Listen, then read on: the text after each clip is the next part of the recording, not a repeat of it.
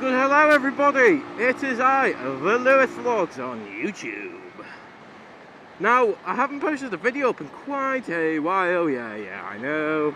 Now I've been asked to put some videos up. And actually tonight I feel like vlogging. I woke up in the middle of the night and I thought, that's a good topic to speak about. And I'm ready to go vlog about it right now. So I go to sleep again, wake up in the morning and think, shit! What was I meant to be vlogging about? I just completely forgot. Roadkill, that's it, Roadkill. Got there in the end. But first, let me just blow over the fact that you are all gay. Yes, every single one of you. And it's not a problem. I want you all in my anus hole. Every single one of you, just cram you all in there. I'll give you all a sticker. And you can be religious to my anal hole. I don't know where that actually came from, but anyway. A lot of people have been asking about the XS250. I haven't done anything on it just yet.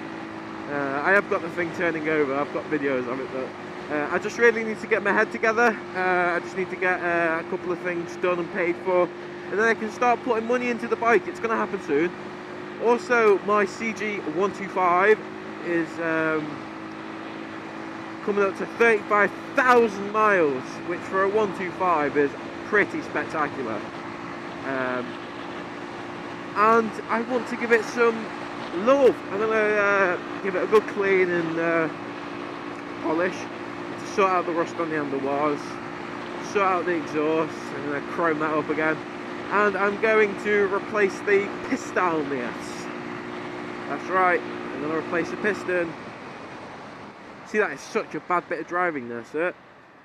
Knobhead. Don't fucking nod at me. Right, rule number 1. Never pull out of a junction until the vehicle turning is actually making his manoeuvre. That's bollocks. Especially motorcycles where they leave their indicator on, that could have been really nasty. But anyway, yeah, I need to do the, I'm going to change the piston and the rings, and I'm going to put an oversize on it. It's only going to be a 1mm oversize. It shouldn't give me any more benefits, maybe a bit better fuel consumption. But whilst I do that, I'm going to do the valve stem seals, possibly replace the valves. I don't know. These valves seem to be working fine to me. We'll check the condition of the old push rods. Yes, it's a push rod engine. And see about replacing those. I want to give it some love. This bike's been absolutely amazing to me. I got it at about 13,000 miles and I've had it 2 years now. From 13,000 miles to 35,000 miles in the last 2 months. I spent about 300 quid on it. 200 quid of that was tyres for the thing, which is pretty unavoidable. Also, quick shout out, if you want to know about tyres and you want to know what tyres to get and you know the best tyre for you, don't ask Devon Mellon. He doesn't know what the fuck he's on about. You'll find out in good time.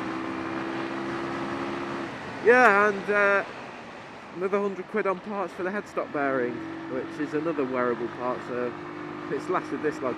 Anyway, moving on. Roadkill. I didn't have my camera on, but the other day I was coming up the other side of this road, and this blackbird, it was a big bastard, it must have been a crow.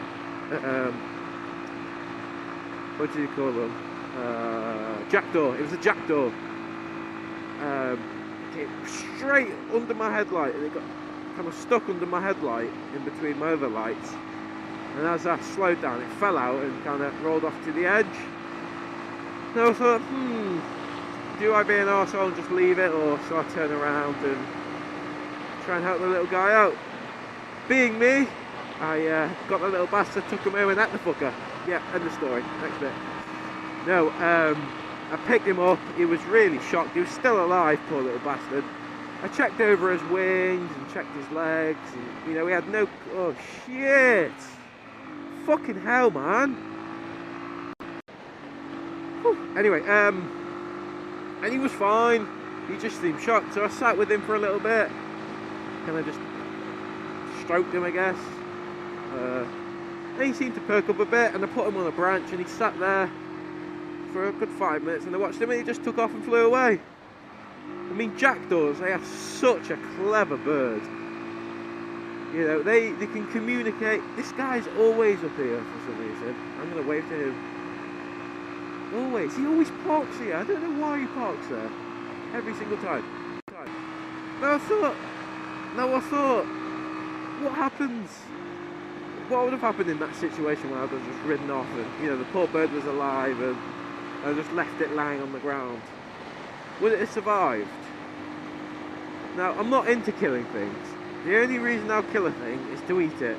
I go back that road. Apart from rats, around the farm, you know, you're never going to get away from rats. Rats and fucking foxes.